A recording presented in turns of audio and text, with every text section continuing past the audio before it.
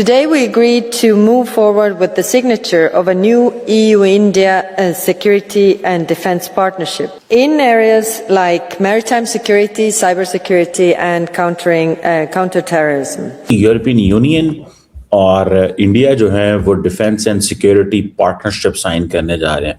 That's a very big development. इससे समझ में आता है कि ईयू के लिए एक तरह से भारत लाइफलाइन बनकर उभरा है और इससे फायदा दोनों भारत और दोनों ईयू को होने वाला है. उनके पास चॉइस ही कोई नहीं थी. और अब तो डोनाल्ड ट्रंप की ताज़ा गुफ्तगू सुन के लगता है कि उसने इन्हें बताना शुरू कर दिया कि यू पीपल आर, ये NATO is a liability not an asset. India को वो देख रहे हैं अमेरिकन लेंस से कि ये हमारा वो पार्टनर है जिसको हम बर्तानिया और अमेरिका जैसे फ्रेमवर्क में देख सकते हैं. नेटो से ये निकल के ये अपना नेटो बना रहा है, अपना एक कमेटी बना रहा है टू रन द ग्लोब.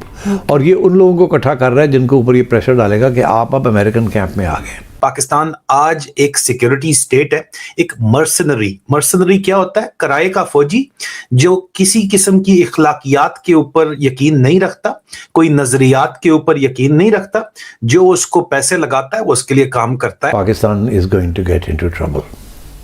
अगर इसको ना करते हैं तो डोनाल्ड ट्रंप नहीं माफ करेगा. और अगर हाँ करते हैं तो फंस जाएंगे, फिर आहिस्ता आहिस्ता और दलदल में फंसते जाएंगे. नमस्कार दोस्तों, अब यूरोपियन यूनियन भी भारत के साथ डिफेंस डील साइन करने जा रहा है.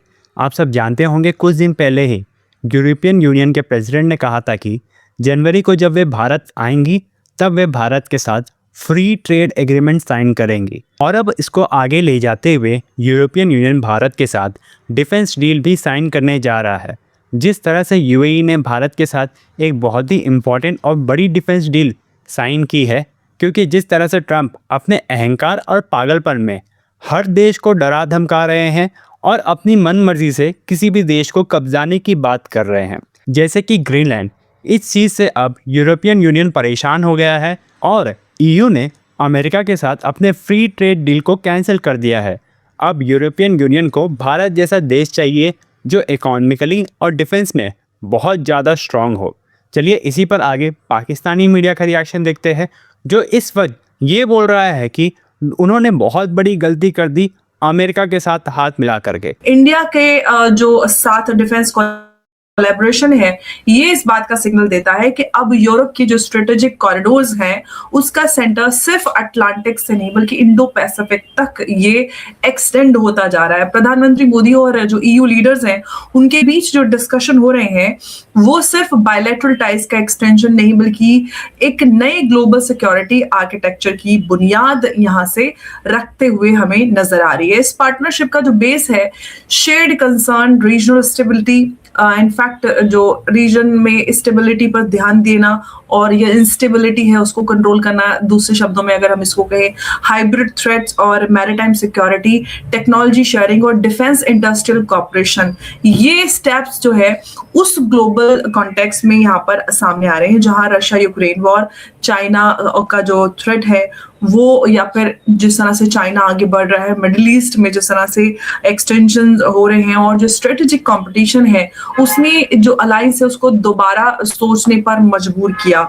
और जब ईयू जिसे ट्रेडिशनल या फॉर्मल हम ये कहें कि स्लो और कंसेंसस ड्रिवन ब्लॉक माना जाता था, इतनी तेजी से इंडिया के साथ जो स्ट्रेटेजिक कोलैबोरेशन में आगे बढ़ता है तो ये सिर्फ एक पॉलिसी अनाउंसमेंट नहीं बल्कि ये एक टेक्टोनिक शिफ्ट यहाँ पर हमें नजर आता है. ग्लोबल स्ट्रेटेजिक इक्वेशंस को यहाँ पर हम बदलते हुए देख रहे हैं. इंडिया को वो देख रहे हैं अमेरिकन लेंस से कि ये हमारा वो पार्टनर है जिसको हम बर्तानिया और अमेरिका जैसे फ्रेमवर्क में देख सकते हैं.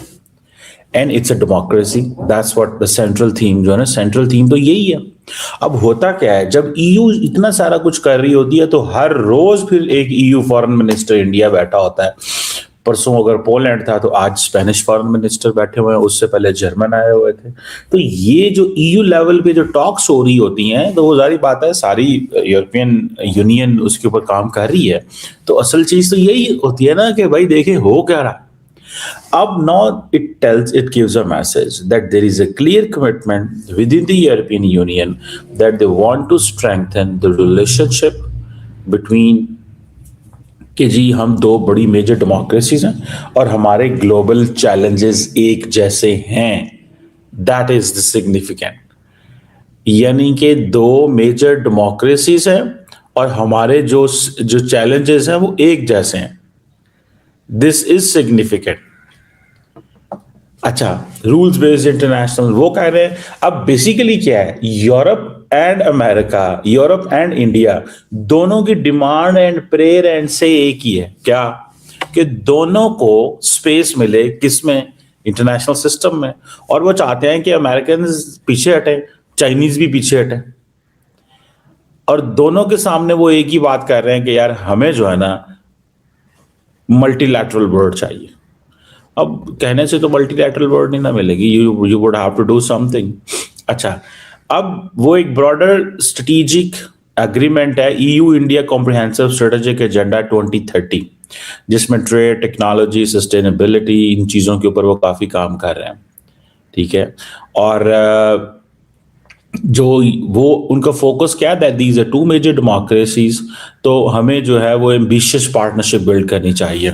ये बेसिकली सारे रास्ते यूरोपियन यूनियन को अमेरिका ने दिखाए हैं, मेजर डेमोक्रेसी, बड़ी कंट्री, अफोर्डेबल मार्केट, इंडिया ये इंडिया वो। अब अमेरिकन ने तो पुल बांध दिए, अमेरिकन ने तो पुल बांध दिए ना उनके साथ, लेकिन बाद में क्या किया, बाद में उनका व्यू बदल गया। लेकिन वो यूरोपियंस तो खड़े हुए हैं वहीं के वहीं, वो कहते हैं नहीं, हम जिधर हैं हम उधर ही हैं, हम क्यों जो है ना बदले और ये करें और वो करें।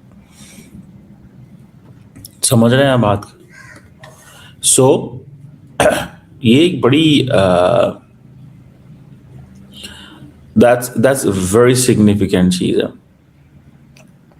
कि जिसमें ये जो यूरोपियन यूनियन है उन्होंने ये ठान लिया है कि हमने इंडिया के साथ मिलकर काम करना है फ्यूचर में, और हमने इस तरह काम करना है कि हमें हर कीमत में अपनी जो रिलेशनशिप है, अपने जो रिलेशनशिप है इंडिया के साथ, उसको नेक्स्ट लेवल पे लेके जाना है। पाकिस्तान की फौजी एस्टैब्लिशमेंट ने अमेरिकी डीप स्टेट को खुश करने के लिए पॉलिसी अपनाई और इस पॉलिसी के तहत पाकिस्तान आज एक सिक्योरिटी स्टेट है, एक मर्सनरी क्या होता है, किराए का फौजी जो किसी किस्म की इखलाकियात के ऊपर यकीन नहीं रखता, कोई नजरियात के ऊपर यकीन नहीं रखता, जो उसको पैसे लगाता है वो उसके लिए काम करता है। अगर किसी को ये बात बुरी लगे, मेरे फैमिली मेंबर्स को ये बात बुरी लगे, जाहिर बात है मेरे बेतहाशा कजन जिस वक्त अभी भी पाक फौज में सर्विंग है, तो मैं माजरत चाहता हूं, लेकिन हकीकत ये है, आपको बात बुरी लगेगी but this is reality, fact check मैं आपको दे रहा हूं। दूसरी तरफ आप देखें कि दुनिया पूरी की पूरी जो है वो इंडिया के साथ, अभी बर्तानिया ने, जो कि हमेशा से ट्रेडिशनल अलाय यूनाइटेड किंगडम को समझा जाता है अमेरिका का, उसके प्राइम मिनिस्टर ने जो है बहुत ही मेगा एम्बेसी चाइना की लंदन में जो है वो इजाजत दे दी है बनाने की।